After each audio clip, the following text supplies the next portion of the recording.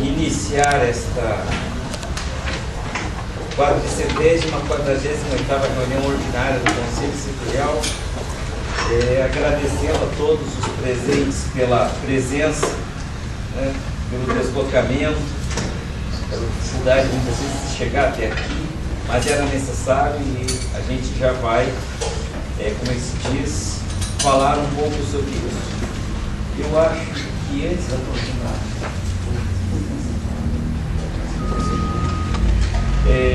nos foi pedido, a reitoria da Universidade do Paraná, ela criou uma diretoria disciplinar dentro da universidade, porque vocês sabem que, né, as pessoas quando se agridem, elas muitas vezes não é só a agressão verbal.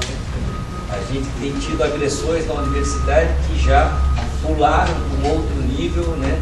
As agressões passaram a ser, muitas vezes, agressões físicas. E uma vez que esse leite derrama, é muito difícil você recolocar os pingos nos is. Enfim, daí eu convido então o Manuel para que, em nome desta comissão, ele faça a apresentação e nos diga o que é que o reitor da universidade gostaria no momento que ele criou essa comissão. Manuel, fique à vontade.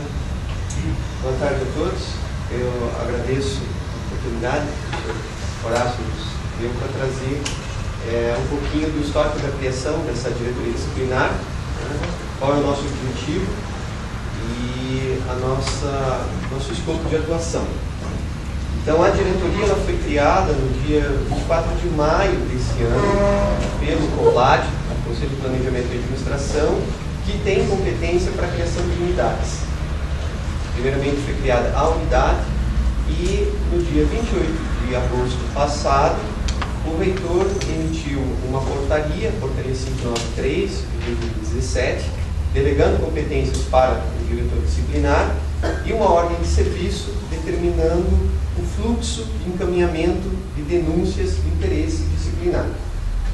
Então, essa ordem de serviço dá competência para o diretor disciplinar, que no momento no caso que eu estou ocupando, para instaurar processos, formar as comissões e conduzir até o momento do julgamento.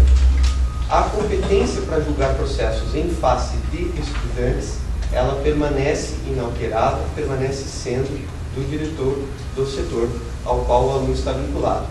Em relação a servidores técnico-administrativos e docentes, a penalidade de advertência e de suspensão até 30 dias é aplicada pela diretoria. Acima disso, as penalidades mais graves são aplicadas pelo reitor. Essa mudança de competência ocorreu a partir do momento que a nova portaria retirou da PROGEP a atuação disciplinar. De certa forma, já havia uma unidade dentro da PROGEP que acompanhava os processos, que era a gerência de procedimentos disciplinares. Talvez algum de vocês já tenha, em algum momento, entrado em contato, já tenha sido chamado, inclusive, para atuar em alguma comissão, né? E a GPD, a gente não pode dizer que ela se transformou na diretoria disciplinar, porque a diretoria disciplinar ela tem um escopo diferente, ela é uma unidade maior.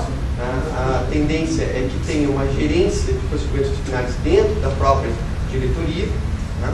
E por que se tomou essa decisão?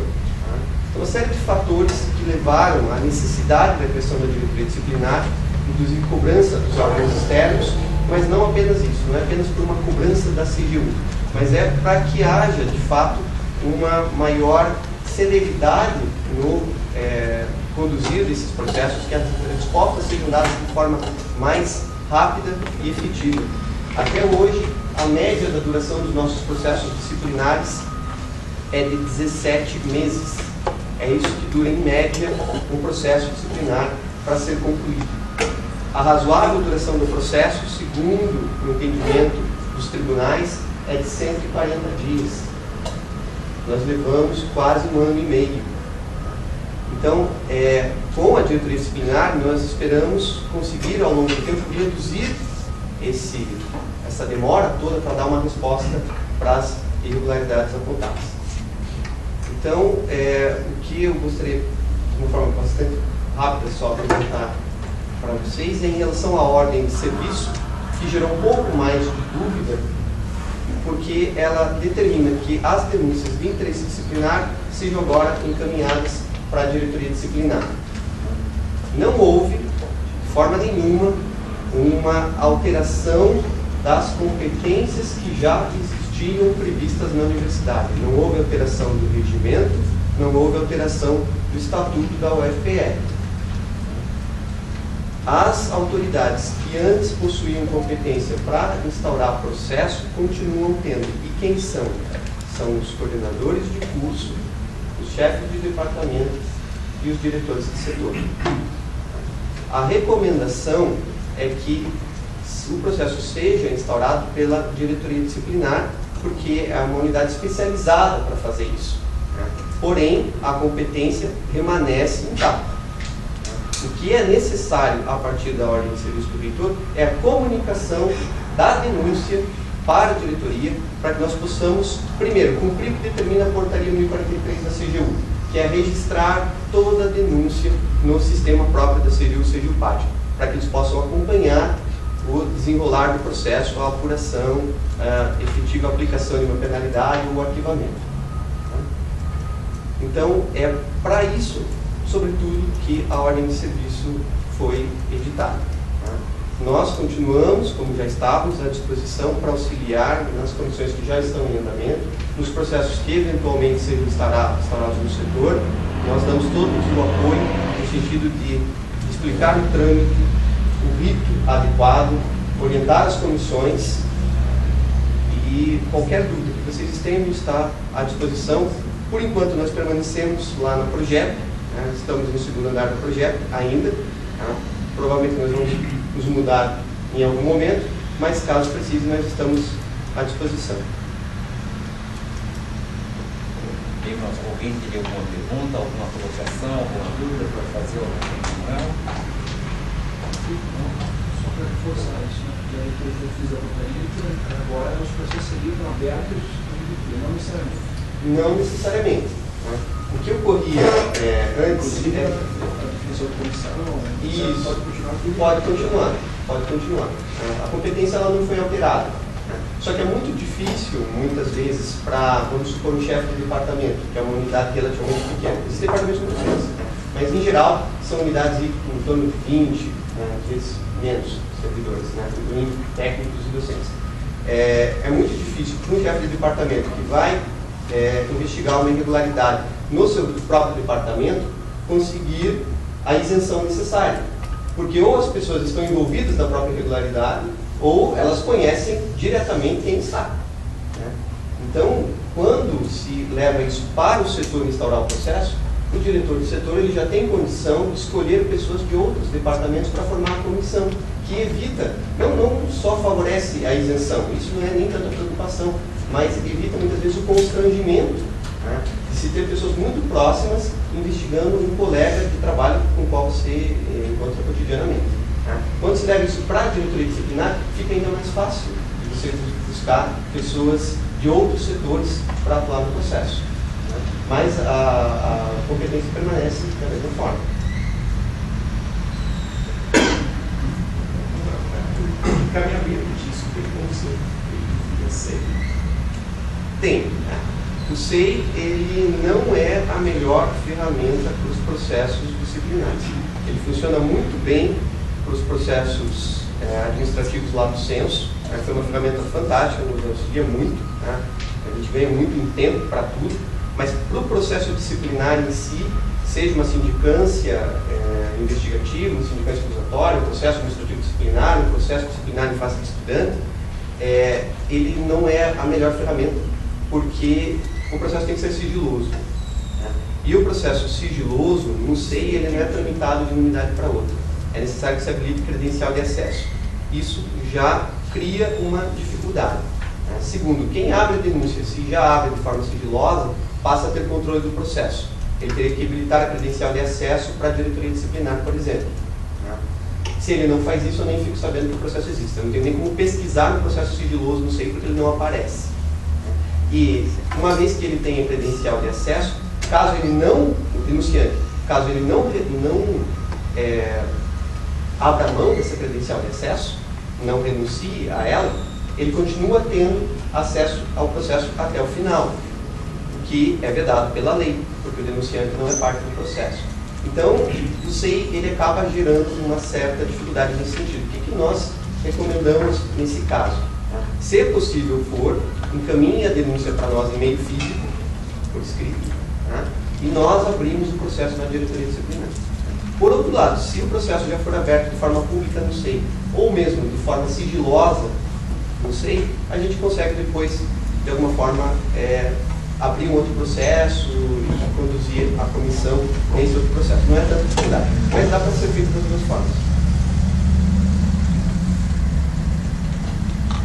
Bom, Manuel, eu agradeço pela sua presença, tá certo? Colocamos o setor de tecnologia à disposição, né? Para que você, caso julgue necessário, participe das plenárias departamentais, porque aqui nós temos os chefes do departamento, os coordenadores de cursos, os coordenadores de pós e os representantes discentes. Mas os problemas costumam ocorrer nos departamentos. Nas plenárias departamentais, geralmente a coisa é tensa.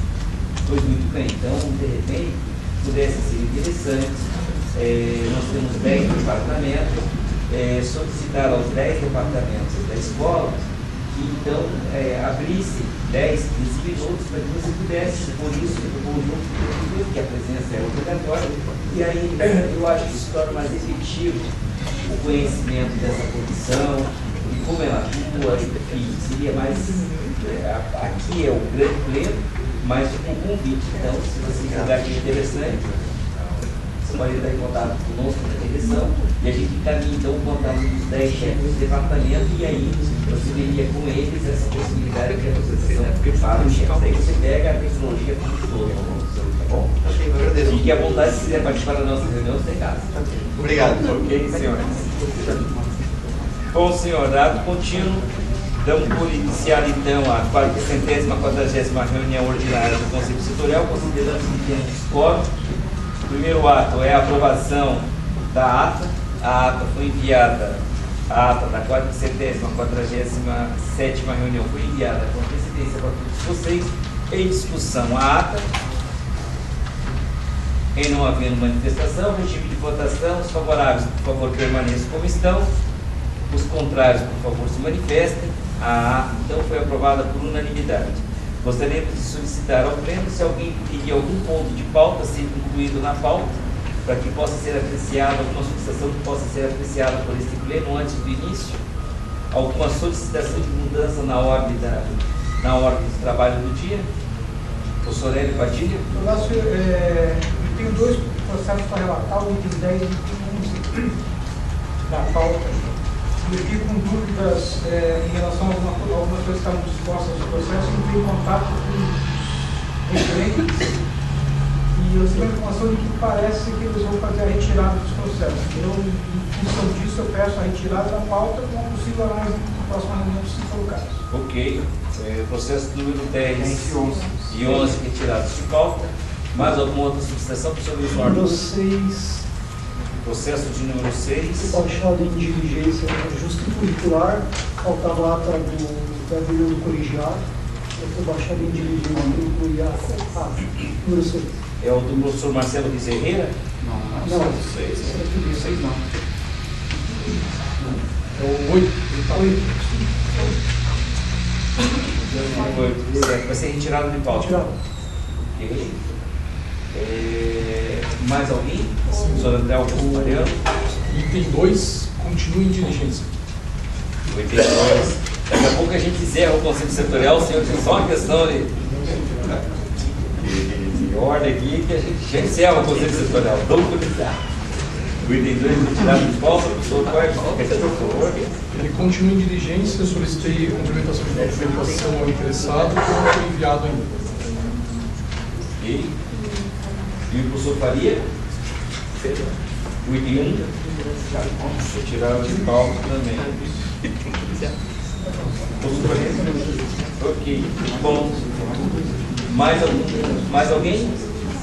Bom, então foram retirados de pauta. Dos 18 itens foram retirados de pauta. O item 1 O item 2.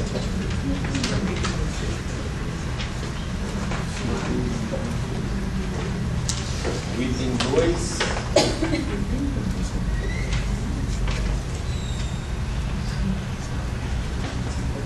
É o item 5, me permite, senhor presidente, chegou um instante às minhas mãos, através do conselheiro de vista, o interessado pediu o encerramento do processo, pediu para arquivo, o senhor estava aqui.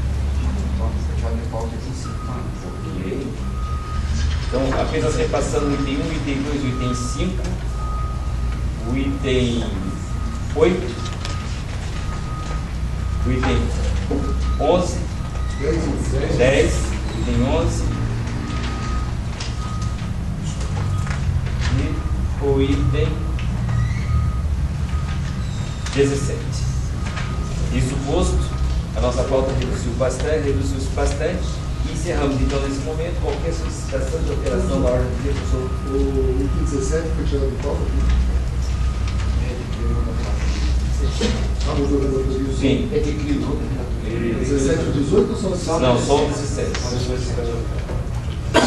Então encerra-se nesse momento as possibilidades de alteração da ordem do dia. Seguiremos a pauta conforme aquilo que foi enviado aos professores. O primeiro processo a ser relatado, desculpe, mas é muita folha aqui. O primeiro processo é o processo C 23075 73369/2017-19. Esse processo foi baixado em diligência na 446ª reunião do Conselho Setorial em 28 de 6 de 2000. Opa! Retirado de pauta. Desculpe. O item 1 e o item 2 foram retirados de pauta. Desculpe, foi erro da mesa aqui. É o primeiro processo, é o item 3 da pauta. Por favor, desculpe. É o item 3 da pauta do primeiro processo. Processo 23.075/745/2017-64. Interesse do Departamento de Transportes. Esse processo foi baixado em diligência na 446ª reunião do Conselho Setorial em 28 de 6 de 2017.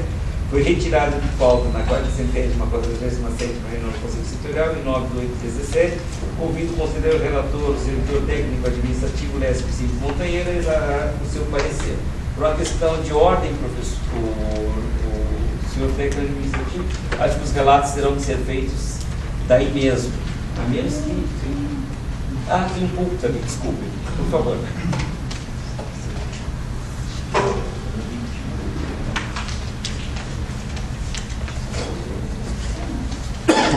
Parabéns ao Douglas, né? Porque não só eles, o Álvaro também, né?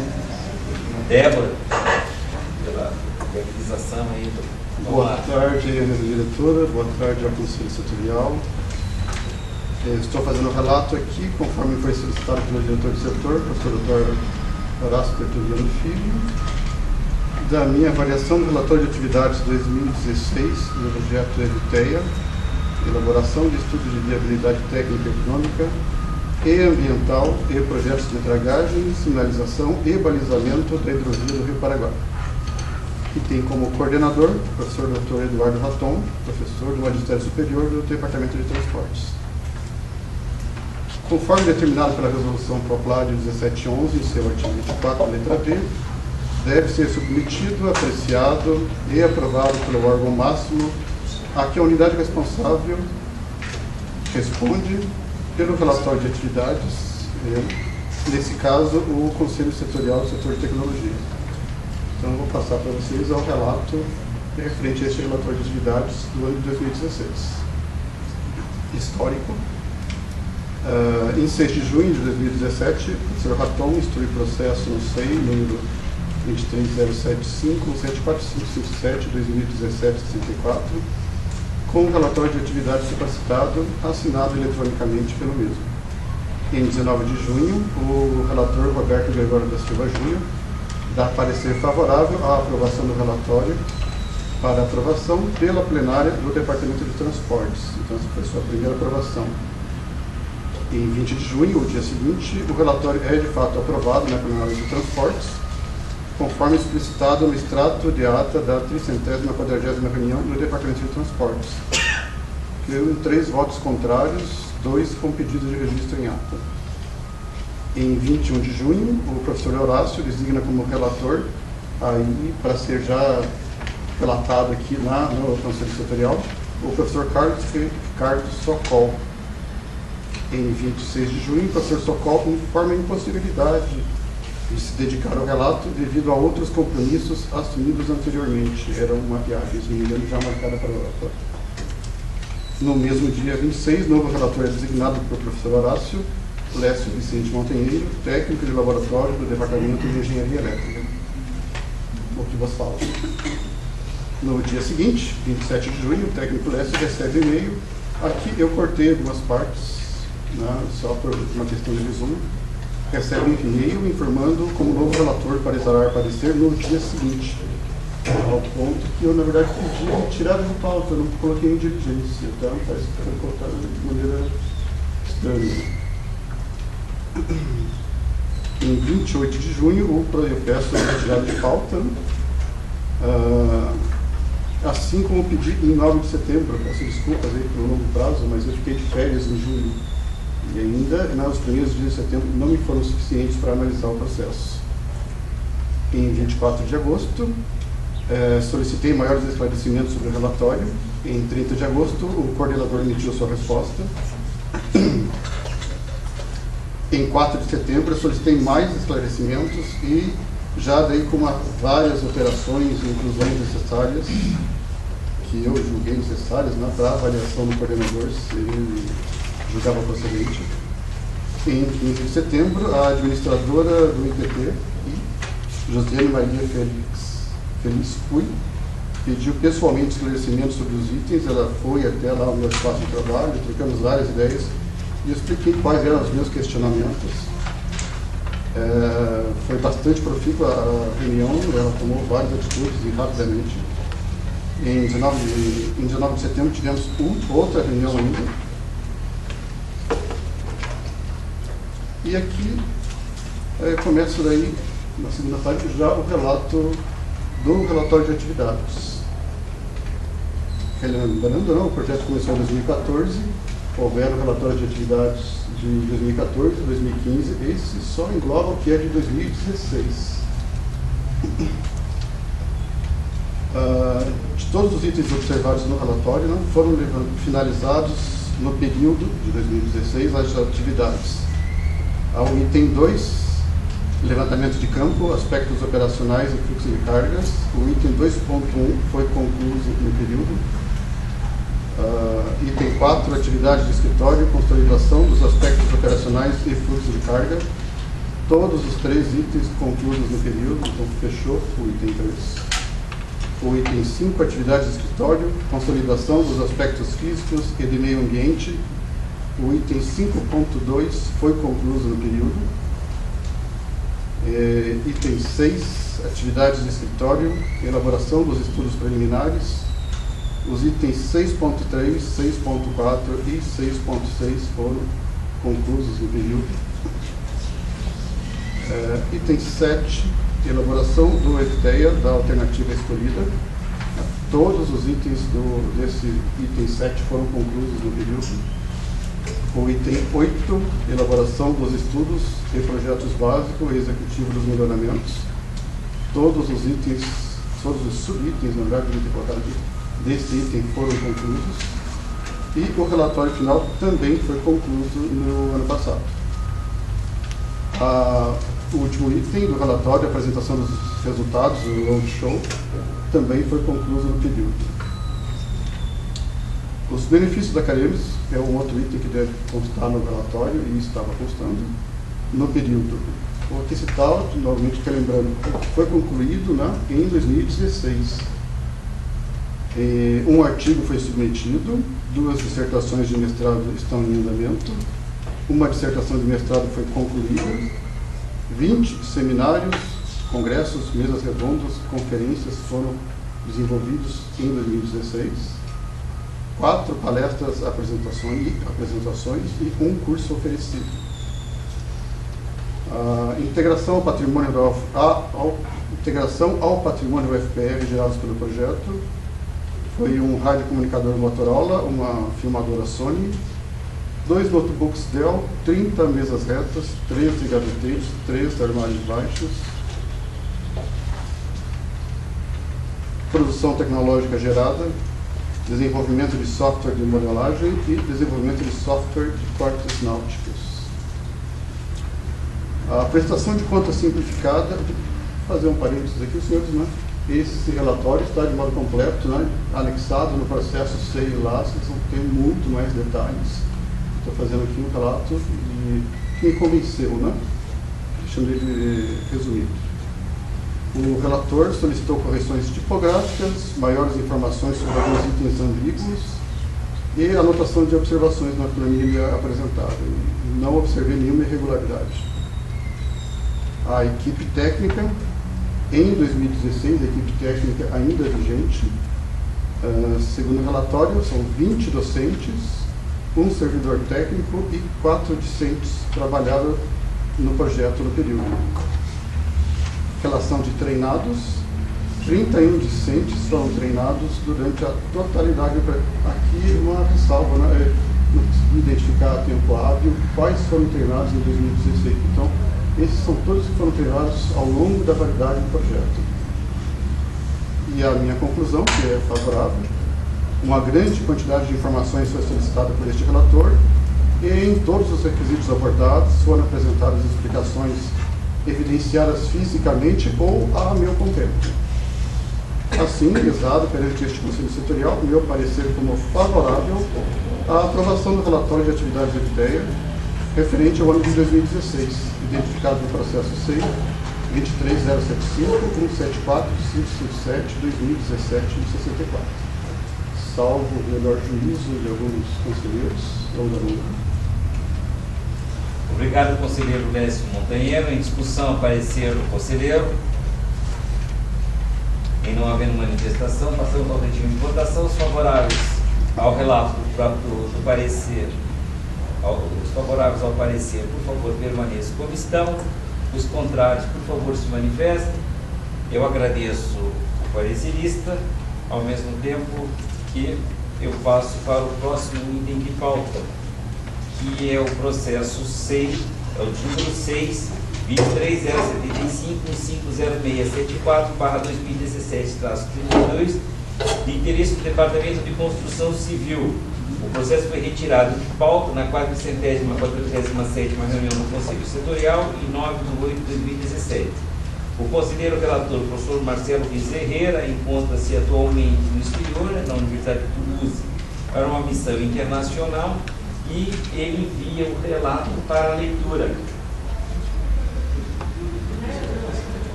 O 4 foi retirado de pauta. O professor Argento está ali.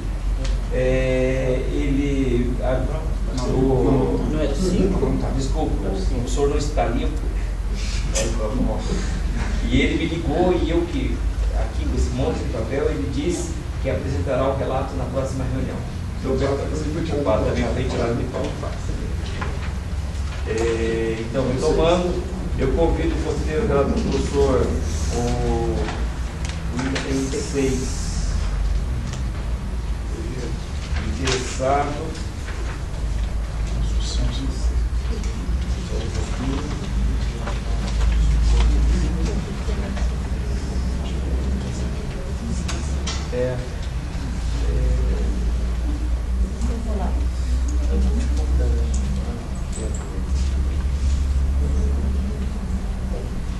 Doutora Regina fará o relato, fará a leitura do relato.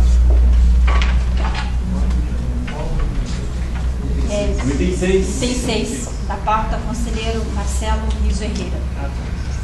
Processo número 150-674/2017-32.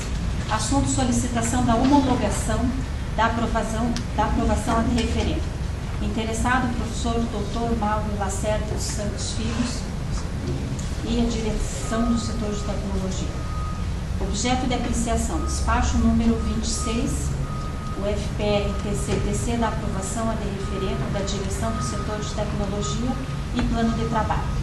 Breve histórico. A apresentação do processo em pauta teve início em 9 de janeiro do presente ano, com a solicitação do professor Mauro Lacerda em formalizar novo convênio para a continuação do projeto de pesquisa denominado Desenvolvimento e Aplicação de Metodologia de Avaliação Objetiva das Condições Funcionais e Estruturais de Obras de Artes Especiais, do qual o instrumento de convênio se encerrará. Após a tramitação no âmbito do Departamento de Construção Civil, esse processo foi aprovado a de referendo pela direção do setor, seguiu para instâncias superiores, onde ao final recebeu notificação para ajustes, conforme despacho número 65/2017, PROPLAN CRI, com base em relato do COPLAD.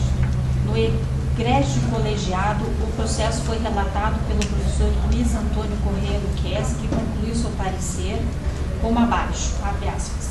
Em face à análise dos documentos em anexo e salvo melhor avaliação, somos de parecer favorável a termo de convênio, desenvolvimento e aplicação de metodologia de avaliação objetiva das condições funcionais e estruturais de obras de artes especiais, fecha aspas.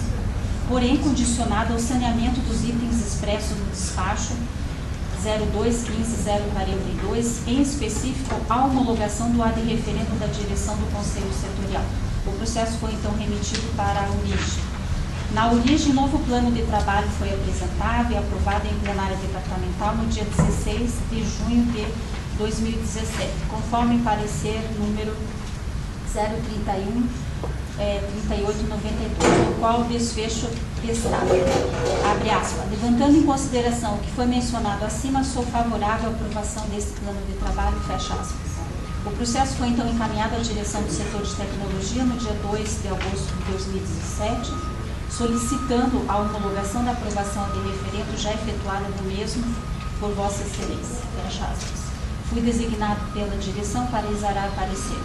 As normas, resoluções e roteiros são determinadas pela PROPLAN e a praxis desse conselho. Análise da documentação. Há um grande rol de documentos no processo, uma vez que ele tramitou até o COPLAD e retornou à origem. Por concisão, nesse relato informa ao Conselho que documentação está completa e satisfatória. O princípio para análise desse processo é aderir exclusivamente à demanda dos interessados, qual seja a apreciação do ad referendo da direção e instruir o Conselho quanto à respectiva homologação. Importante notar que o interessado ratificou sua solicitação de apreciação apenas do ad referendo, após indagação direta por esse relator. Assim, esse relato visa respeitosamente tão somente apresentar elementos que corroboram ou desabonam o ad referendo exarado pela direção através do despacho 26/2017 TC. As readequações no plano de trabalho foram menores e instruídas pelo parecer do conselheiro do COPLAD. Tal parecer recomendava favoravelmente a aprovação do plano de trabalho, se atendido às ressalvas. Este relator presume que a apreciação derradeira pelo atendimento das readequações deverá ser realizada pelo próprio relator do COPLAD, uma esfera superior a esse conselho.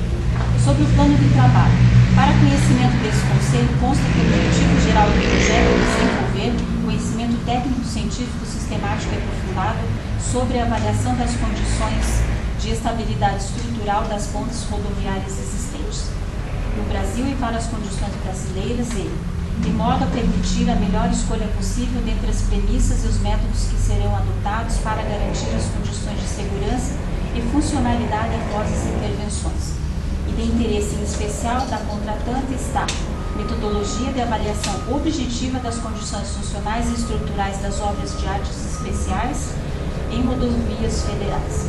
Os objetivos específicos englobam o desenvolvimento e validação de metodologia para obras de artes especiais, OE, capacitação técnica de equipe interna e externa, levantamento dos registros de 310 obras de artes especiais na região de Paraná e Santa Catarina, como escala piloto e suporte para configurar ações futuras da contratante. O plano de trabalho deixa claro a abordagem segundo a indissociabilidade entre ensino, pesquisa e extensão.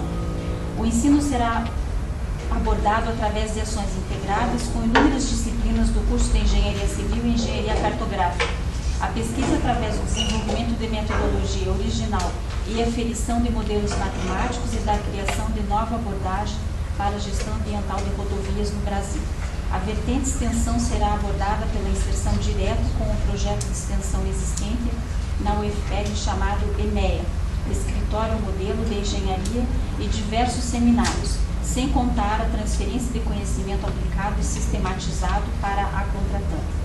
A metodologia, resumidamente, envolverá levantamento de dados de registros de campo, técnicas de avaliação de patologias de construções com diversos testes de materiais e análises, segundo as normas do chamado Eurocore. Este é um projeto de pesquisa aplicado que almeja inovações metodológicas validadas em tema peculiar alheio ao mero exercício da profissão.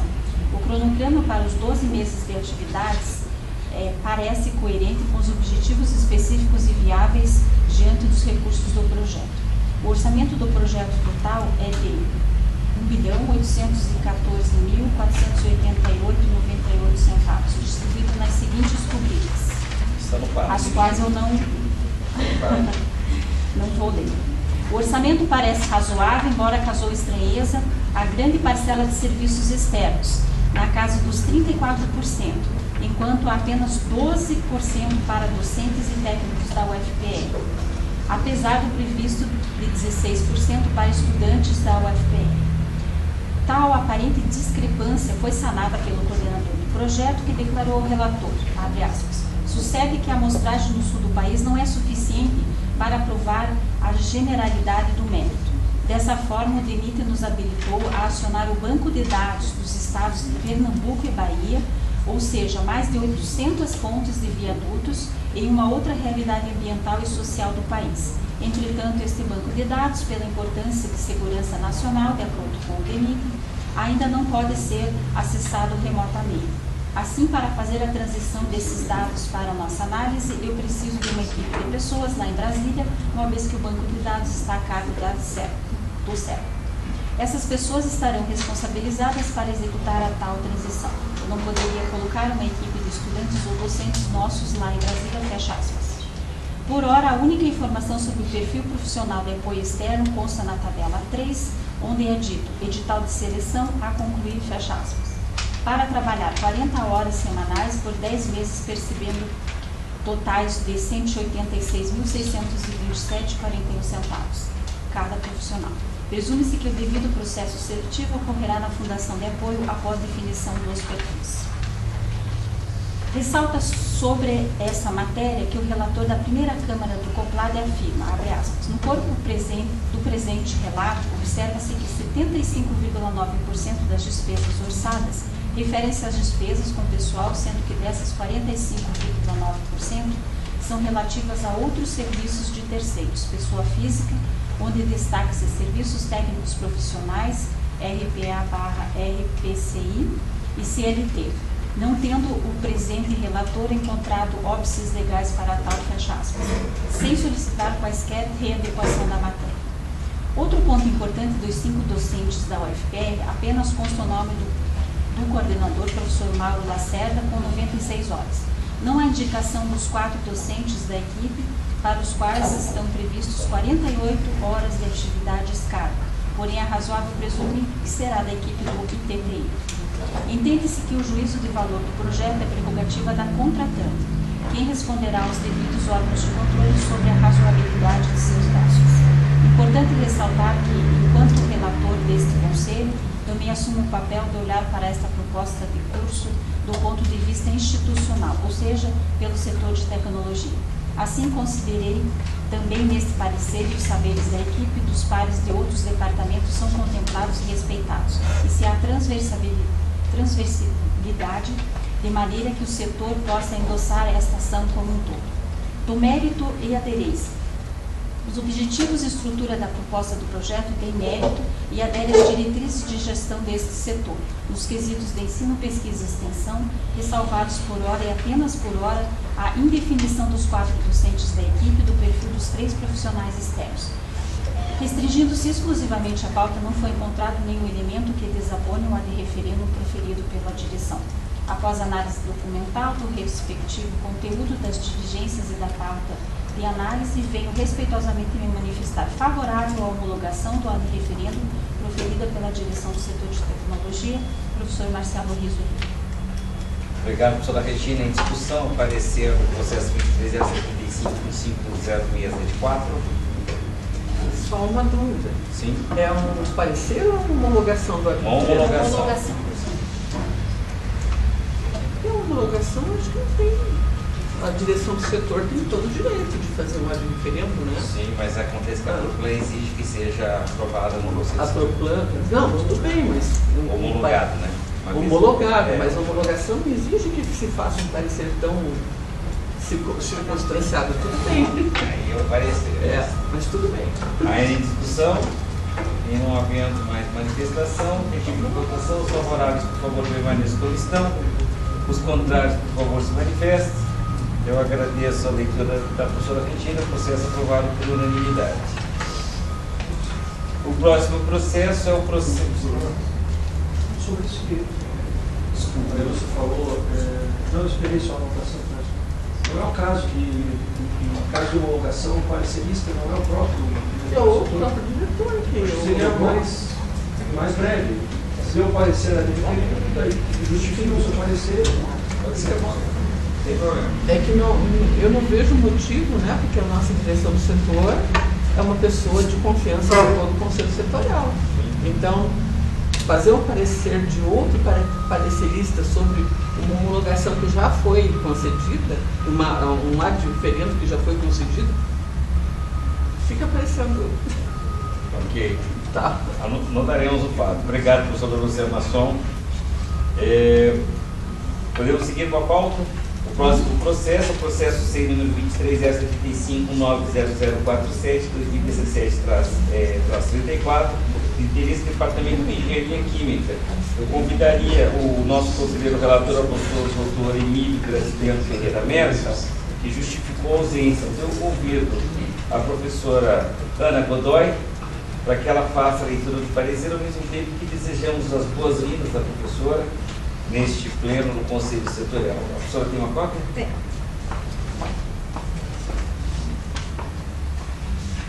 Então, boa tarde a todos. Agradeço as boas-vindas na minha estreia aqui. Então, substituindo o professor Emílio, o número do processo é 23.075.19.0047/2017-34, do Presidência do Departamento de Engenharia Química. A data de abertura foi 1º de agosto de 2017. Interessado, Bayer S.A. e professor Carlos Itsu Yamamoto. E o assunto é projeto Bayer, UFR, para realização de validações e ensaios de cromatografia líquida de alta eficiência, HPLC, para estudos de sementes tratadas com produtos. Então, o histórico diz o seguinte: em agosto de 2017, o professor Carlos Itsu Yamamoto encaminha ao chefe do Departamento de Engenharia Química o processo para autorização e efetivação de contrato com a empresa Bayer S.A. e a UFR, com interveniência administrativa da Fundação Universidade Federal do Paraná para o Desenvolvimento da Ciência, Tecnologia e da Cultura, a FUNPAR. No processo é apresentado ofício contendo o objeto do projeto, entre parênteses, realização de validações e ensaios de cromatografia líquida de alta eficiência, HPLC, para estudos de sementes tratadas com produtos. O laboratório executor, entre parênteses, Lacaute, e a justificativa pelo qual a Bayer solicitar o apoio técnico ao UFR. Além disso, são detalhados: 1. Plano de trabalho. 2. Manifestação de interesse, estatuto, documentos fiscais dos representantes e certidão de regularidade da empresa Bayer S.A. 3. Minuta do termo de contrato. 4. Termos individuais para participação no projeto de servidores UFR. Os termos apresentam as cargas horárias de participação no projeto, que não extrapolam 2 horas semanais, e não há recebimento de bolsas para nenhum servidor da UFR. Os servidores que pretendem participar do projeto são: A. Um docente, entre parênteses, o coordenador do projeto, professor Carlos Itsu Yamamoto, com carga horária de 1 hora semanal e carga horária total de 96 horas.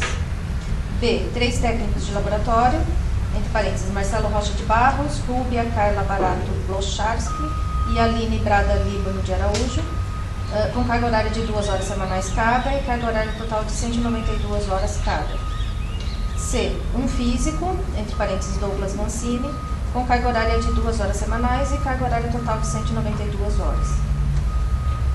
5. Termos individuais dos participantes da equipe técnica externos ao UFR. A. Um técnico químico com carga horária total de 960 horas e remuneração total de R$ 35.048,40 reais, né? B. Um analista químico com carga horária total de 960 horas e remuneração total de R$ 50.096,80 reais. E C. Um assistente administrativo com carga horária total de 960 horas e remuneração total de R$ 25.048,40 reais. 6. Ficha cadastral e termo de responsabilidade do coordenador do projeto, professor Carlos Itsui Yamamoto. 7. Ficha cadastral e termo de responsabilidade do fiscal do projeto, professor Luiz Fernando de Lima Luz Júnior. E 8. Manifestação de interesse da FUNPAR e justificativa de preço da FUNPAR. Ainda em informações gerais do projeto são apresentados local de realização dos ensaios, sendo o Centro Politécnico, usinas piloto A e B. Período previsto, 2 anos, a contar da data da assinatura do contrato, e sendo o período previsto de 1º de outubro de 2017 a 1º de outubro de 2019. O valor seriam R$ 203.270. Do valor total do projeto são detalhadas as despesas. Diárias, R$ 3.200. Material de consumo, R$ 54.385,90. Serviços de terceiros, pessoa jurídica, serviços técnicos profissionais, entre parênteses, certificação ISO 9001 e 14001 e acreditação 17025, R$ 5.000. Serviços de terceiros, pessoa jurídica, serviços técnicos profissionais, entre parênteses, CLT, encargos e provisões para rescisões, R$ 110.193,60. Ressarcimento de custos administrativos, entre parênteses, FUNPAR, R$ 10.163,50. Ressarcimento UFPR e FDA, 4%, R$ 8.130,80. Ressarcimento UFPR, 2%, R$ 4.065,40. Ressarcimento UFPR Departamento, 2%, R$ 4.065,40. E ressarcimento UFPR Setor de Tecnologia, também 2%, R$ 4.065,40. Todos os bens adquiridos com os recursos financeiros do contrato deverão ser transferidos pela interveniente administrativa e incorporados ao patrimônio da contratada, com comunicação escrita ao coordenador do projeto. No processo é anexada a ata do Departamento de Engenharia Química, aprovando da minuta do termo de contrato e seu respectivo plano de trabalho, assim como dos anexos 1 e 3. Após a aprovação da plenária departamental, segue-se o rito da submissão para aprovação e efetivação de contrato pela plenária do Conselho Conselho do Setor de Tecnologia. Análise do processo. A determinação da concentração de pesticidas em sementes de milho e soja industrializada, objeto do projeto, é de vital importância para o estudo dos impactos ambientais que tais produtos poderão causar na qualidade de vida da população. Foi comprovada a capacidade técnica e analítica para a realização dos ensaios para a determinação da concentração de pesticidas, permitindo que as análises tenham aprovação do Inmetro. Os recursos provenientes da realização dos ensaios permitirão realizar a manutenção dos equipamentos relativos a estes ensaios e também de outros que são utilizados nas pesquisas de pós-graduação. As metodologias utilizadas neste trabalho serão de acordo com os métodos analíticos desenvolvidos pelo Centro de Pesquisa e Processamento de Alimentos, CEPA, da Universidade Federal do Paraná. O projeto permitirá envolver alunos da UFPR, contribuindo na formação de recursos humanos, garantirá melhorar as instalações do Laboratório de Análise de Combustíveis Automotivos, o LACAUT, e possibilitará aumentar o número de pesquisadores e departamentos atendidos por este laboratório. E o parecer, então, diante do exposto e tendo em vista que este parecer é opinativo e não deliberativo, sou de parecer favorável à aprovação da minuta do termo de contrato e seu respectivo plano de trabalho, assim como dos anexos 1 e 3. Salvo o melhor juízo, é o parecer. Obrigado, professora Ana. Em discussão, ao mesmo tempo que abre a discussão, eu tenho uma dúvida. A última frase do relato, não sei se ela pode permanecer. Diante do exposto, tendo em vista que este parecer é opinativo e não deliberativo, eu não acho que seja a prática deste conselho. Eles exaram o parecer, o relator exara o parecer favorável ao contrário, e obviamente é o conselho quem delibera, né? Então não é opinativo, ele fez uma análise, é uma questão de interpretação da mesa, mas está aberta a discussão para que este pleno diga se concorda ou não com a interpretação da mesa. Isso não muda em nada o parecer, né? Ele é favorável, só seria uma questão de reescritura da última frase. Salvo o melhor juízo é o parecer, alguma coisa, mas não sei, está aberto aí. Nós não discutimos, ele só me passou o material Nos últimos 2 ou 3 pareceres emitidos pelo conselheiro do Matheus, eu lembro que termina com essa frase, né, e não houve óbice, não retornou os processos que seguiram, né, não que este esteja certo, mas por analogia, vendo que os outros não retornaram. Ok, eu acho que podemos passar para o voto. E aí a gente instrui o conselheiro a usar o formalismo vigente na conclusão dos processos. Poderia ser encaminhado dessa maneira? Ok. Em regime de votação, professora Genilson. Eu tenho uma dúvida, pessoal. É que, vendo aqui o item, está escrito que esse processo todo, esse projeto, tudo tem um valor total de tantos mil, é o valor que importa. Senhores, por favor. Só que depois ele fala assim que tudo isso é sem pagamento de bolsa e todo o valor destinado a esse projeto, pelo que me parece, é para pessoas externas ao UFPR. Eu acho meio estranho o projeto da universidade, que as pessoas da universidade não recebem bolsa, mas tem pessoas externas trabalhando lá que vão receber bolsa por intermédio desse projeto. Acho estranho. Isso foi discutido na penúltima reunião do Conselho Setorial, professora Janilson, onde a professora Cristina Borba Braga relatava então o processo do professor Yamamoto. Esse assunto veio à tona, né, e foi objeto de longa discussão. O professor Yamamoto estava presente e ele colocou então, fez uma justificativa como coordenador do projeto, que essa sistemática de trabalho do Lacaute, porque no final dos projetos dele, todo material que é comprado, tudo aquilo que é passivo torna-se então de domínio da universidade. Além disso, o professor Yamamoto disse que os cursos de treinamento que ele tem com o pessoal dele também são de certa forma reduzidos com este pagamento de bolsa. Enfim, ele esteve presente, vários dos membros do setorial estavam aqui, o professor Alexandre me pede a palavra, talvez ele possa até esclarecer melhor, mas aquilo que nos chocou foi justificado pelo professor Yamamoto. Professor Alexandre? Desculpa perguntar que eu sou suplente. Não, sem problema. Professor Alexandre? Então, só em complementação ao que o diretor colocou, tão bem colocado, além das justificativas, né, o Lacaute ele é um laboratório que ele faz vários. Esse é um material, né? Então ele precisa se manter na força de projetos e existem vários alunos de iniciação científica, de mestrado, lá. O senhor Yamamoto até trouxe recentemente na departamento as dissertações, as teses que foram geradas dele.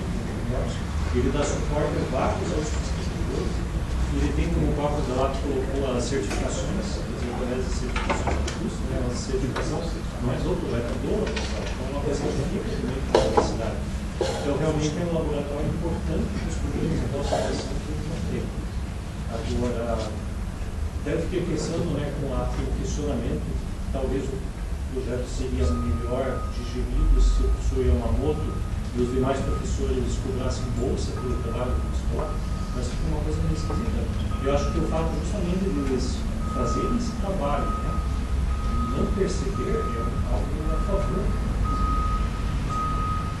Mas realmente o laboratório é bastante importante para nós. Ele não existe só para prestar serviço, mas pelo contrário, a prestação de serviço é o meio que ele tem para atingir as suas atividades de pesquisa. Obrigado, professor Alexandre. Professora Maria Lúcia Masson. É que, na realidade, a atual 1711, ela traz um limite de participação no projeto de 30% de pessoas externas à universidade e o restante tem que ser pessoas ligadas à universidade. Tá? A atual, que está sendo mudada agora, né, por proposta no COPLAD, mas enquanto essa proposta não é aprovada, a que vigora é a atual. Mas isso também tem lá uma exceção, né? Isso pode ser justificado havendo um maior número, acima de 30% de participação. Isso não é impeditivo. Agora, quanto ao pagamento de bolsas, se não me engano, existe alguma coisa que já ocorreu no lockout anterior com relação a regras do TCU, que o pagamento de bolsas ele não pode ser constante, né? E como os servidores da universidade estão lotados dentro do lockout, não existe como justificar que eles recebam 2 vezes pela mesma atividade. Eles estão lá dentro trabalhando, recebendo seu salário, como servidores técnico-administrativos. Para receber uma bolsa, eles teriam que trabalhar, vamos dizer assim, trabalhar dentro do lockout às 8 horas que o contrato termina e mais 2 que seriam pagas pela bolsa. Então, por isso, eles não recebem a bolsa, porque eles têm uma participação limitada a 2 horas, como está ali no relato. Tá? Então, ele está correto, de acordo com a nossa legislação. Obrigado, professor Maria. Observação ainda em discussão. Em não haver manifestação, passamos ao regime de votação. Os favoráveis, por favor, permaneçam ao relato, por favor, permaneçam como estão. Os contrários, por favor, se manifestem. Processo, então, aprovado por unanimidade. Agradeço, então, o relato da professora Ana Godoy. O próximo relato é o processo de número 23.075, número 7720/2017/67, do interesse de Alessandra Arumi Anami, do curso de Engenharia Elétrica. Convido o conselheiro relator, o professor Marcel Mariano Correia Maceno, realizará então o seu relato e parecer.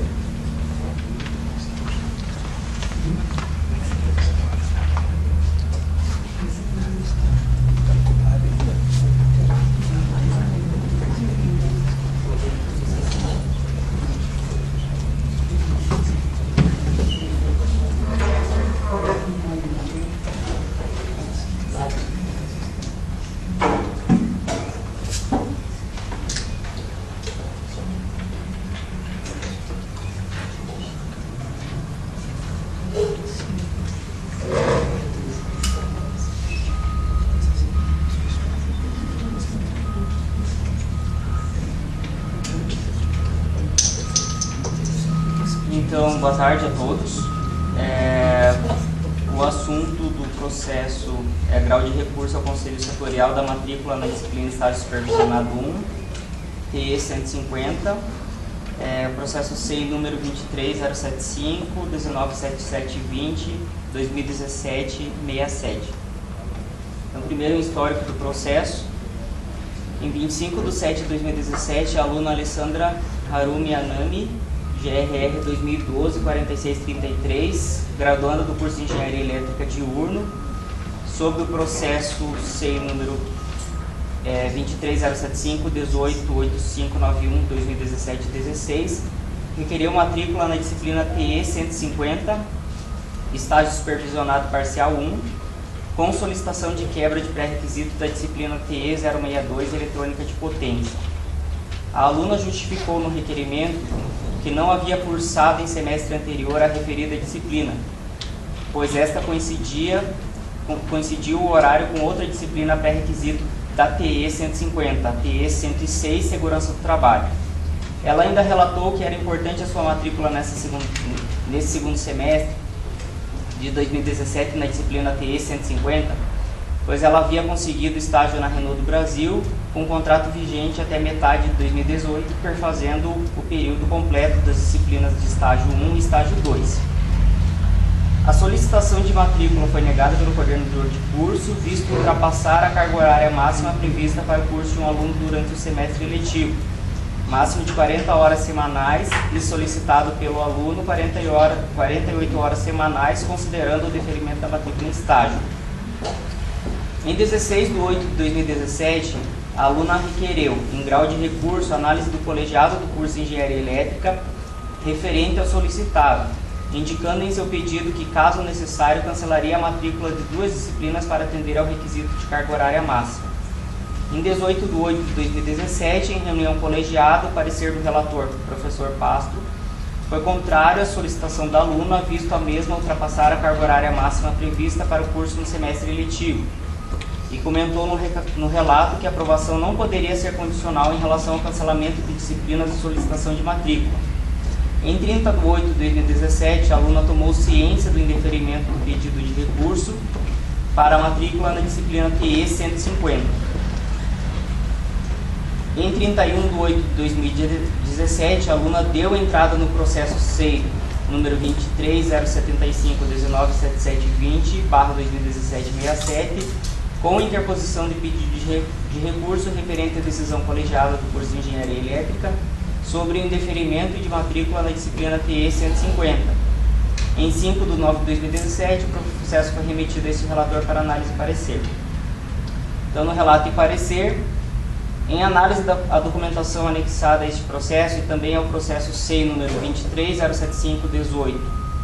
23.075.18.8591/2017-16, que trata da solicitação de matrícula em disciplina TE 150, estágio supervisionado parcial 1, e considerando as resoluções CEP 3797, que aprova normas básicas de controle e registro da atividade acadêmica dos cursos de graduação na universidade, a CEP número 6216, que estabelece o calendário acadêmico para o ano letivo de 2017, a CEP 6310, que delega a competência aos colegiados de curso de graduação para análise e julgamento dos pedidos de dispensa de pré-requisito e correquisito de disciplinas da Universidade Federal do Paraná, a CEP 46 de 2010, que dispõe sobre os estágios na Universidade Federal do Paraná, e a regulamentação das atividades de estágio no curso de Engenharia Elétrica segue em análise e constatações. A resolução CEP 3797, em seu artigo 39, diz: a matrícula será efetuada com observância do calendário escolar, sob a responsabilidade dos coordenadores de curso e obedecerá às normas estabelecidas pelos currículos plenos de cada curso. Desta forma, considerando que, conforme a resolução CEP 6216, o período de matrícula em disciplinas semestrais para 2017, segundo semestre, era de 19 de 6 de 2017 a 17 de 7 de 2017, a aluna solicitou sua matrícula na disciplina fora de prazo. O colegiado do curso de Engenharia Elétrica definiu como calendário de matrícula de estágio o período de 17 do 7 a 21 do 7 via e-mail, o qual parece não ter sido atendido conforme documentos do processo. Apesar disso, como estava prevista na resolução CEP 6216, a data de ajuste de matrícula de 31 do 7 a 4 de 8 de 2017, essa matrícula poderia ter sido ajustada nesse período. Em relação à quebra de pré-requisito solicitada pela aluna, de acordo com a resolução CEP 4610, artigo 2º, parágrafo 3º, o estágio obrigatório, sendo previsto no projeto pedagógico do curso, precisa ser considerado pelos estudantes como atividade que exige prévia matrícula e respeito aos pré-requisitos estabelecidos nos currículos em vigor, bem como nos regulamentos homologados pelos colegiados de curso, considerando o documento de regulamentação das atividades de estágio do curso de Engenharia Elétrica, em seu artigo 6º, parágrafo 3º, a linha A, para matricular-se na disciplina TE 150, estágio supervisionado parcial 1, o aluno deverá ter integralizado todas as disciplinas obrigatórias até o 6º período, mais a disciplina TE 106, Engenharia de Segurança do Trabalho, e 300 horas em disciplinas optativas. Apesar disso, a resolução CEP 6310, em seu artigo 1º e parágrafo único, diz: delegar aos colegiados de curso, ouvidos os respectivos departamentos, a competência para análise e julgamento dos pedidos de dispensa de pré-requisito e correquisito de disciplinas, vedada a decisão ad referendo. Parágrafo único. Os pedidos referentes ao caput desse artigo deverão ser protocolados pelos requerentes diretamente na coordenação de curso. E em seu artigo 2º, o calendário acadêmico deverá prever as datas limites para a solicitação de dispensa de pré-requisito e correquisito de disciplinas semestrais e anuais. No calendário 2017 da UFPR, o prazo para pedido de dispensa de pré-requisito para 2017, segundo semestre, foi até 31 do 7, porém a aluna formalizou esse pedido apenas em 16 de 8 de 2017. Em relação à carga horária máxima cursada por aluno no semestre, a resolução CEP 3797, em seu artigo 48, a linha I, diz: Nos procedimentos de matrícula é de responsabilidade do coordenador de curso, em casos especiais, autorizar a matrícula fora dos limites máximo e mínimo de carga horária semanal. Por fim, em relação ao pedido de cancelamento de matrícula, a aluna anexou a este processo o requerimento de cancelamento de matrícula, porém sem data preenchida. Em consulta à aluna foi verificado que o requerimento de cancelamento de matrícula não foi entregue até o momento na coordenação do curso de Engenharia Elétrica. Ressalta-se que, conforme o calendário acadêmico, a data final para cancelamento de matrícula foi 15 de nove de 2017. Neste contexto, considerando as informações já anteriormente citadas, segue parecer. Em relação ao pedido de matrícula, entende-se que a aluna procedeu fora do prazo pedido de matrícula na disciplina, porém a mesma poderia ter sido realizada quando do período de ajuste de matrícula sem prejuízo à aluna, caso as questões de quebra de pré-requisito e de carga horária máxima tivessem sido solucionadas. Apesar disso, a aluna realizou o pedido de matrícula na disciplina, não atendendo um pré-requisito de disciplina estabelecido pelo curso, e essa solicitação de dispensa de pré-requisito foi realizada fora do prazo. A aluna também condicionou sua matrícula na disciplina ao cancelamento de outras 2 disciplinas do curso, de modo a atender a carga horária máxima semanal prevista. Esses 2 últimos fatos foram analisados e negados pelo colegiado de Engenharia Elétrica.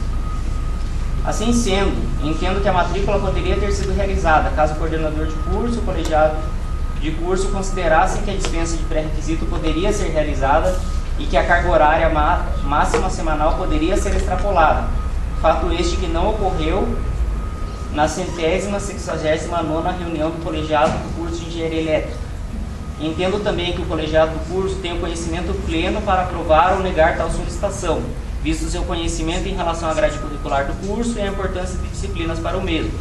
Entendo ainda que a dispensa do pré-requisito não poderia ser dada devido ter sido realizado o pedido fora do prazo. Desta forma, considerando o exposto, sou de parecer contrário ao pedido de matrícula da aluna Alessandra Harumi Anami, na disciplina TE 150, estágio supervisionado parcial 1. Salvo o melhor juízo. Obrigado, professor Marcel. Em discussão, o relato. Parecer? E não havendo manifestação, passando por regime de votação. Os favoráveis ao relato do professor, por favor, permaneçam como estão.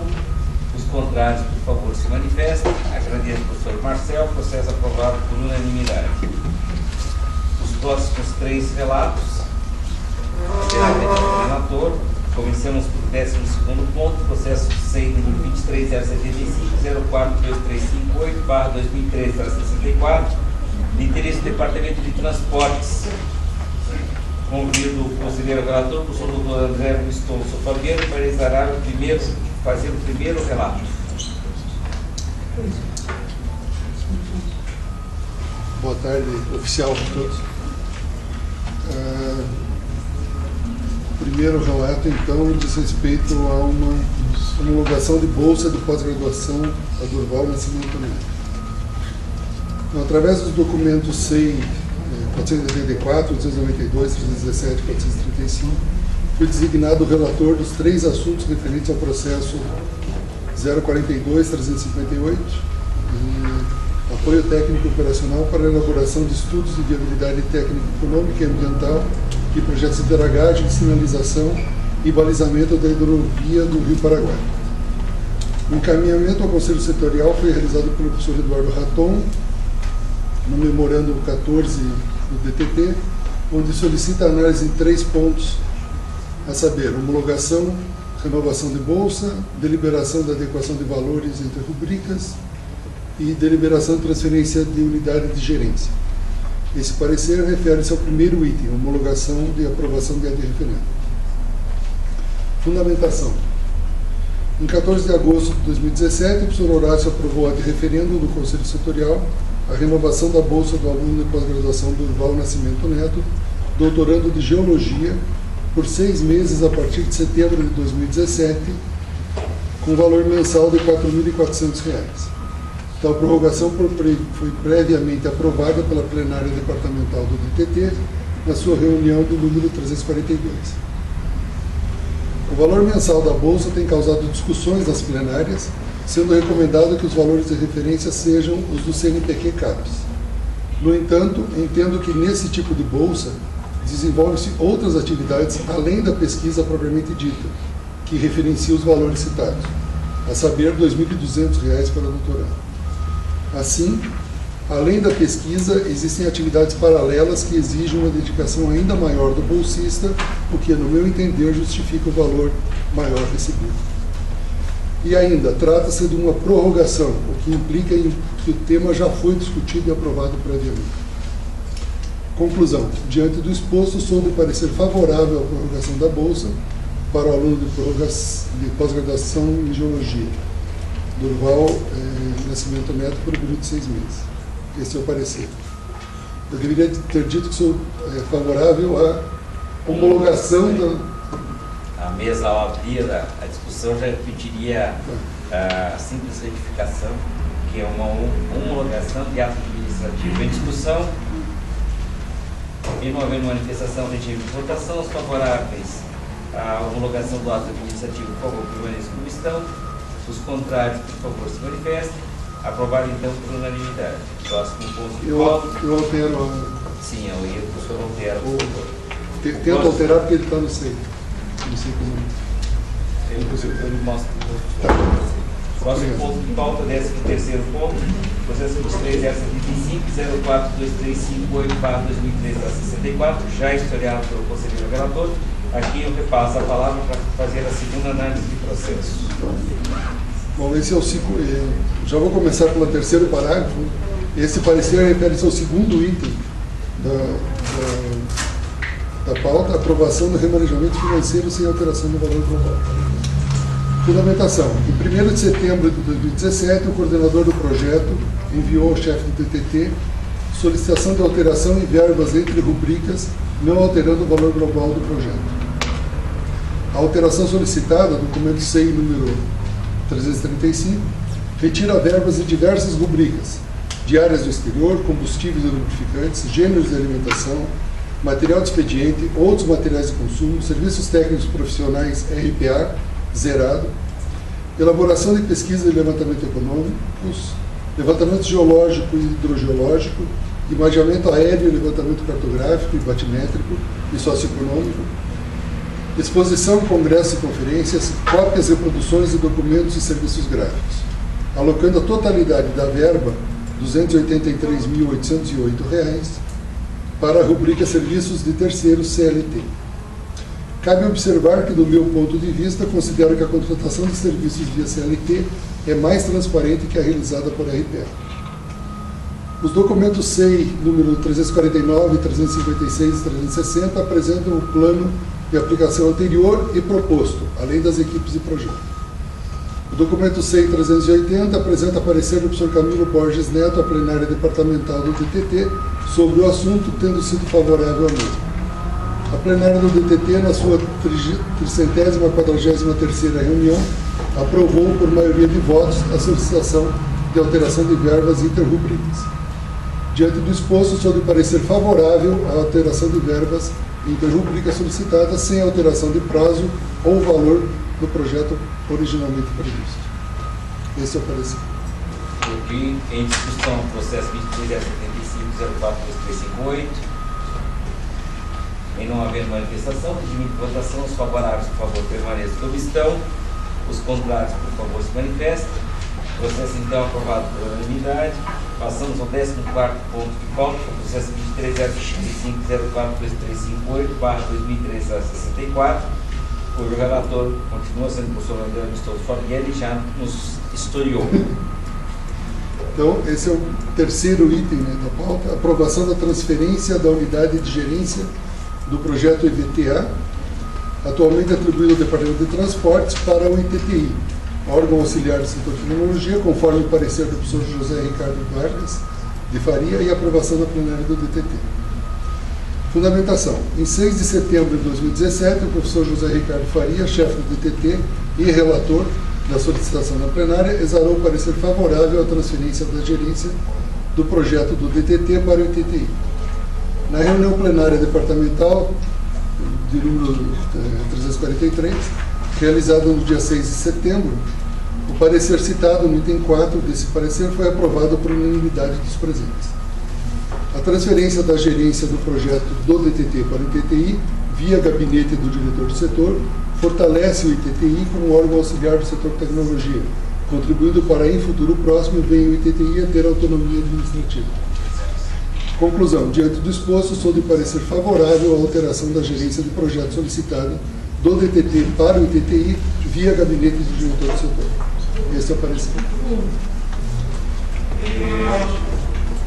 Em discussão, parecia só que a mesa gostaria, antes de abrir a discussão, ela gostaria de fazer um confronto de parecer e a mesa fica assim, pede ajuda ao pleno para saber como se faz, porque o 18º ponto de pauta diz respeito a isso, o processo que o professor Alexandre Knezebeck relata diz respeito a isso, e o processo que o professor André dos Tons Fabiano relata diz respeito a isso.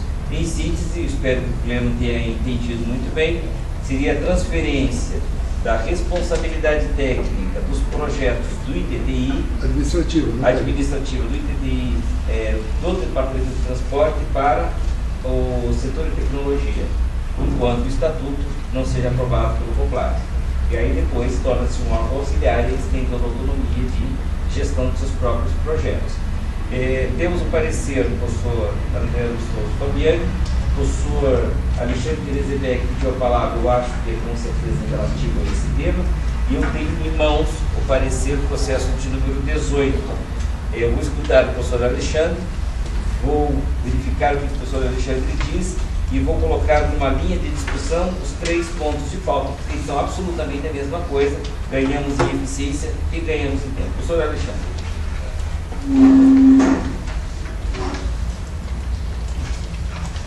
Eu vou no local onde vocês estão na votação. Certo. Obrigado, professor.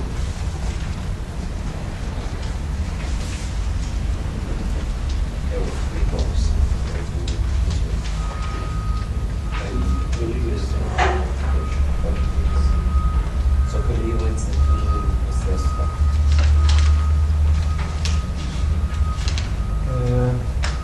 Inicialmente eu gostaria de pedir desculpas porque eu não tinha entendido que eram 2 itens de pauta, né?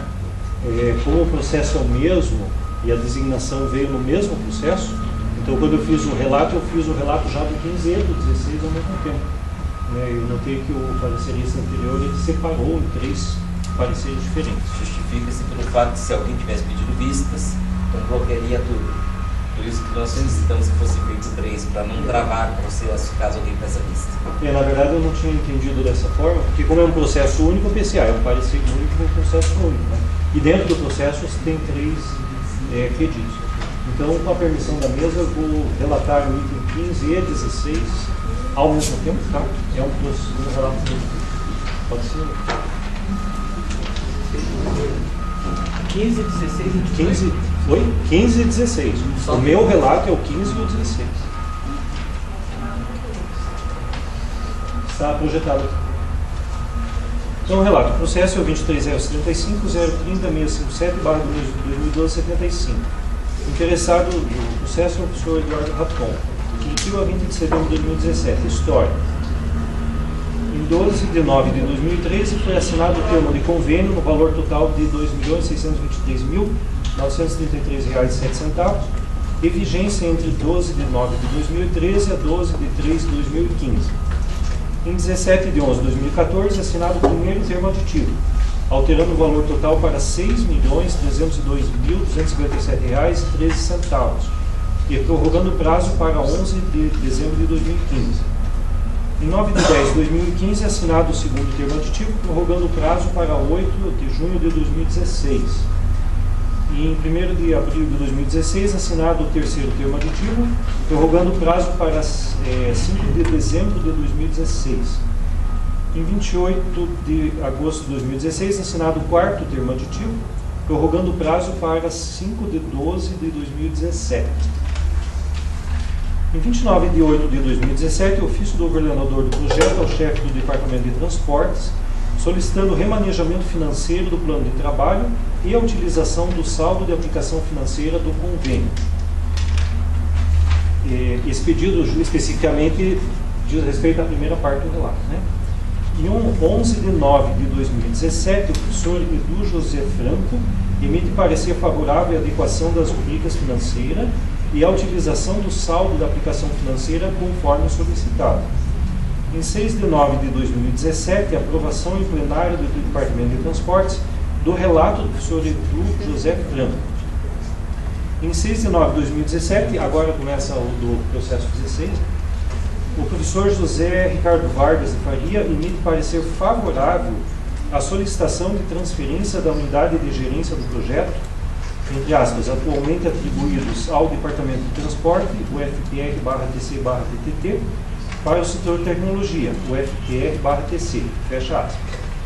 Informe em seu parecer que, abre aspas, o projeto, desde o seu início, é desenvolvido pelo Instituto Tecnológico de Transportes e Infraestrutura, conforme se constata pelos documentos de abertura dos processos. O ITTI é órgão auxiliar do setor tecnologia, o FTR/TC, da Universidade Federal do Paraná, o FTR, constituído em 12 de novembro de 2009, com regimento aprovado pelo Conselho Setorial da Tecnologia.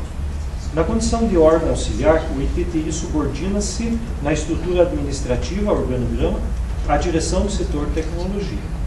A abertura dos processos foi realizada na unidade de lotação do coordenador do projeto, professor Eduardo Raton, em decorrência da ausência de registro do ITTI como unidade organizacional da UFPR, e também no Sistema Informatizado de Controle e Tramitação de Processos, Sistema Integrado de Ensino, SIE.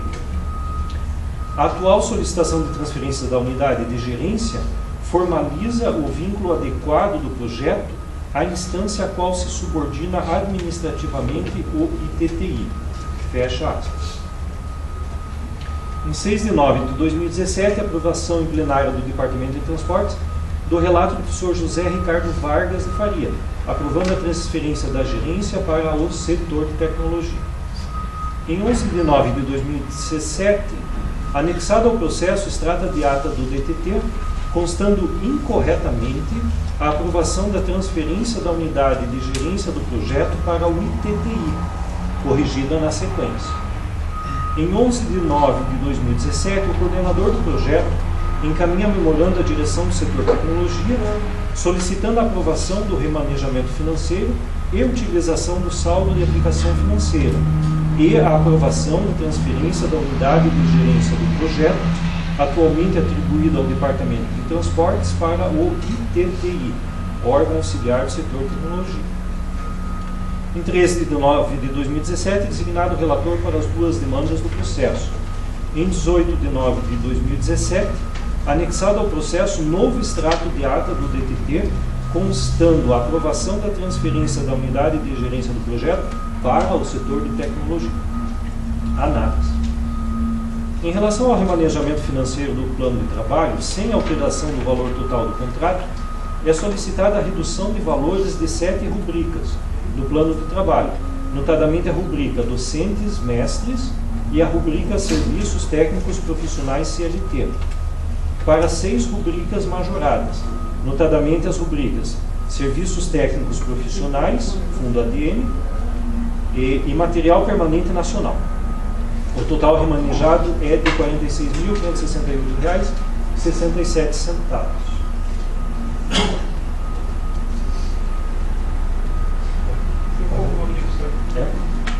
Pode seguir, Alexandre. Em relação ao saldo de aplicação financeira, no valor de R$ 18.272,62, é prevista a inclusão em sua totalidade na rubrica Material Permanente Nacional.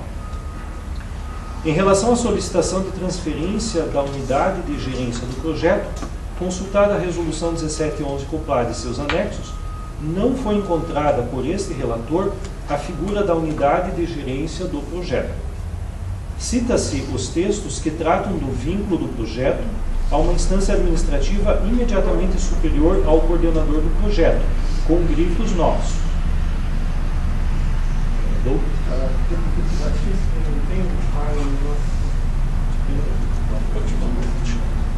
Mas estava até agora cogitado. Eu tive que ficar aqui porque o negócio... Tá, entendi. Então vamos lá. Pessoal, artigo 4º, tá, da 1711 acoplado, parágrafo único. As indicações, agora é em negrito, né? As indicações do coordenador e do fiscal do projeto não eximem a chefia da unidade proponente do projeto da responsabilidade de acompanhamento e de controle das atividades desenvolvidas por esses servidores, durante ou ao término da vigência do instrumento legal vinculado ao projeto, que se façam necessárias ao fiel cumprimento das obrigações assumidas em nome da UFPR no projeto e no instrumento legal. Fecha aspas. Artigo 6º, abre aspas.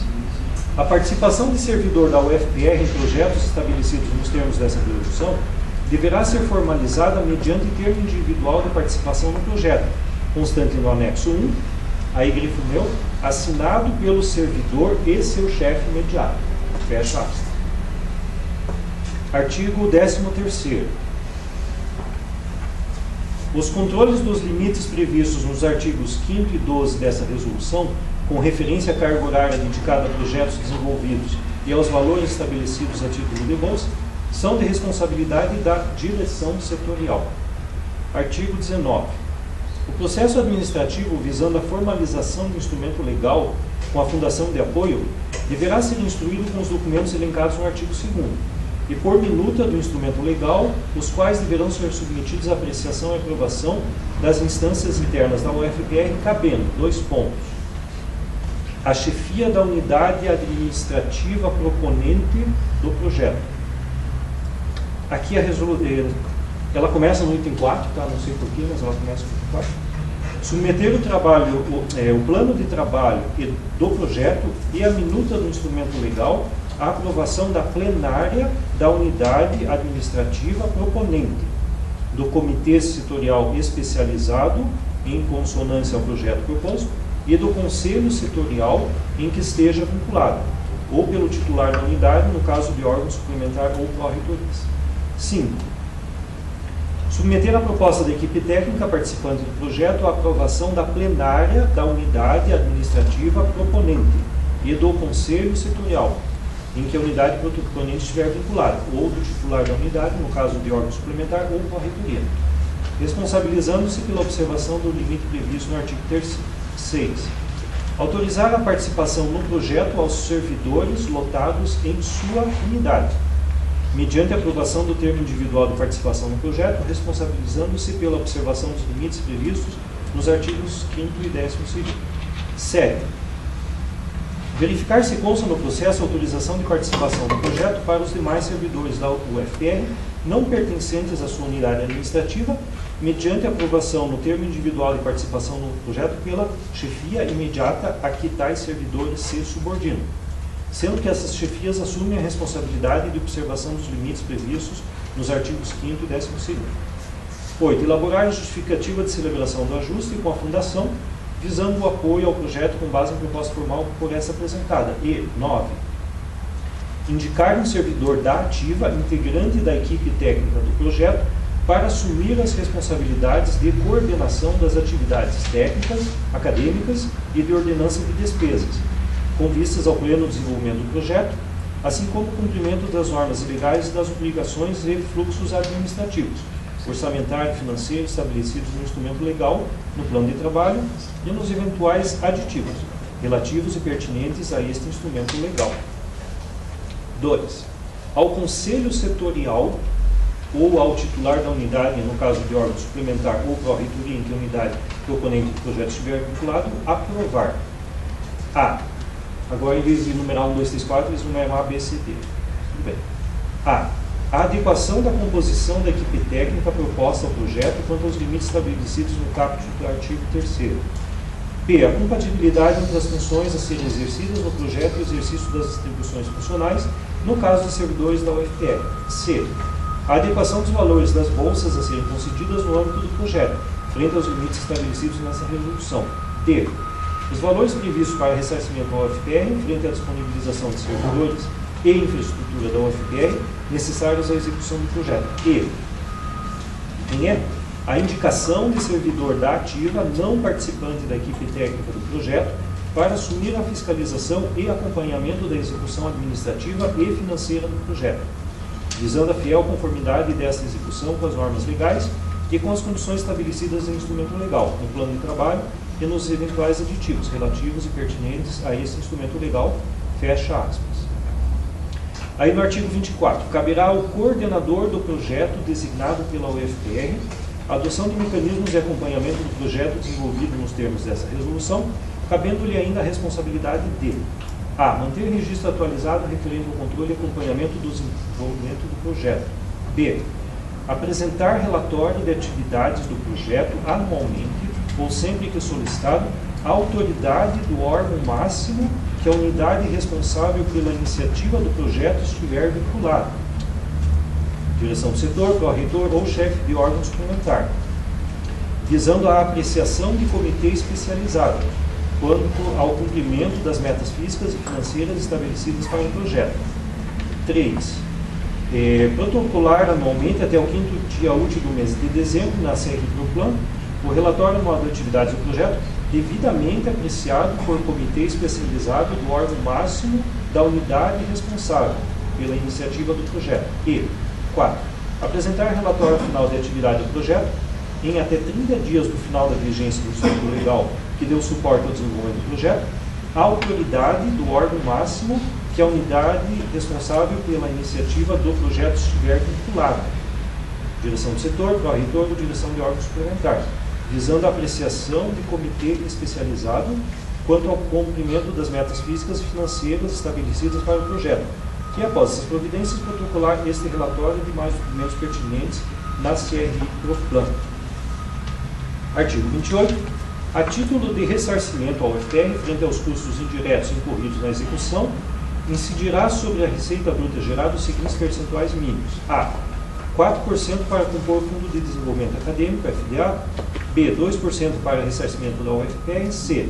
2% para o departamento ou unidade proponente do projeto. E.